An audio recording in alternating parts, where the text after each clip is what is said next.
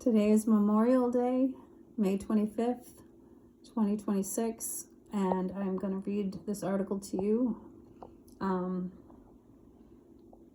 of my father's many articles he's collected over the years, and I believe this is about, he was in graves registration in World War II, and I believe this is one of his graveyards that this is talking about. So let's get started. U.S. dead buried on the hillside. Picturesque Italian site chosen for those dying in battle by George Tucker. With the Fifth Army in Italy, February 28th, Marzanello Nuovo is a typical little Italian town where American battle casualties on the Fifth Army front were buried. Risk own lives.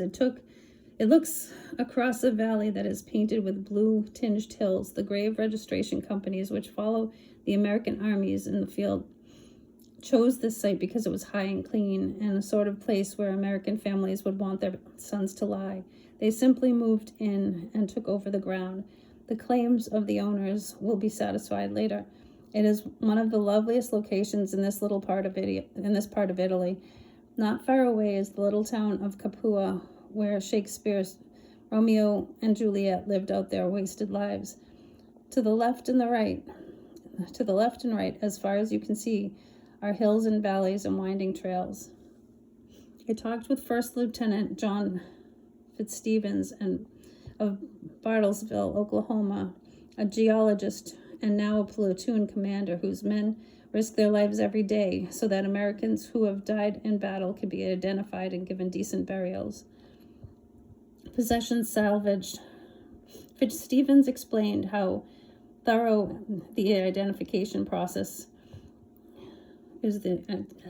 Fitzstevens explained how thorough is the identification process. In cases where identification tags have been lost, fingerprints are taken.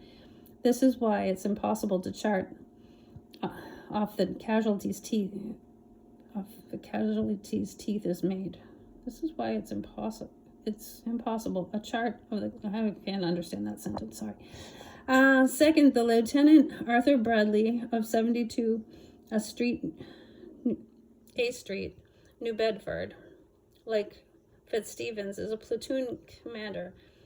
We go through their clothes for anything that might identify them, but sometimes a man will have on a shirt with a name on it and be carrying another wallet or a letter with another name. That's why fingerprints and teeth charts are so important. He said, all the letters and trinkets found in a man's pocket are carefully examined, and if anything compromising is found, it is destroyed.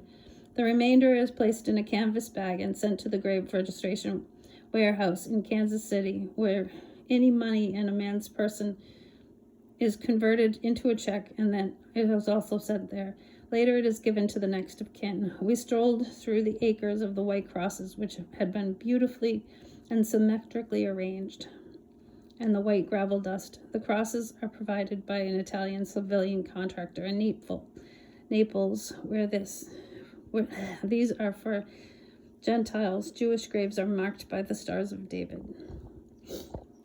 I'm going to do one more if I can find the right photo album, but I wanted to go through some of my father's war pictures too. But these articles seem to be very fitting, and it's very much about graves registration, which he was very proud of, and he wanted it to get out there and be known what the graves registration actually was doing. And if I can find the picture I'm looking for, I will do one more video. Thanks. Love you all. Take care. Be sure to like, share, and subscribe. Bye.